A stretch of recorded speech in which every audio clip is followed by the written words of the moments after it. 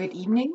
I'd like to share a little email that I just received today from one of my viewers. I'm not really sure whether this person is a subscriber to me or not. Doesn't really matter.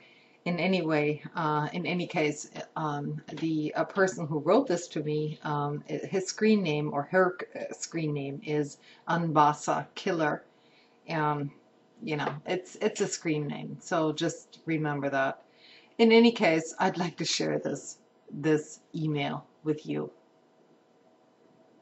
President Bush was touring a primary school and he visited one of the classes. They were in the middle of a discussion related to words and their messages. The teacher asked the president if he would like to lead the discussion on the word tragedy. So Bush asked the class for an example of a tragedy. One little boy stood up and offered, "If my best friend who lives on a farm is playing in the field and a tractor runs over him and kills him, that would be a tragedy." "No," said Bush, "that would be an accident."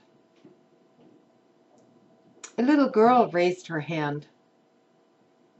"If a school bus carrying 50 children drove over a cliff, killing everyone inside, that would be a tragedy." "I'm afraid not," explained the president. "That's what we would call a great loss." The room went silent. No other children volunteered. Bush searched the room. "Isn't there someone here who can give me a real example of a tragedy?"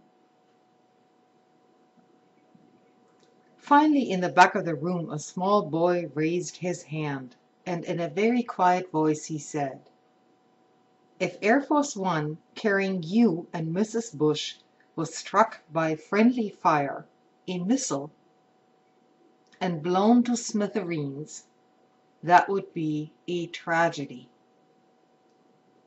"Fantastic!" exclaimed Bush. "That's right.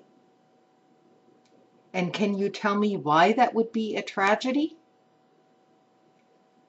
"Well," says the boy, "it has to be a tragedy because it certainly wouldn't be a great loss, and it probably wouldn't be an accident."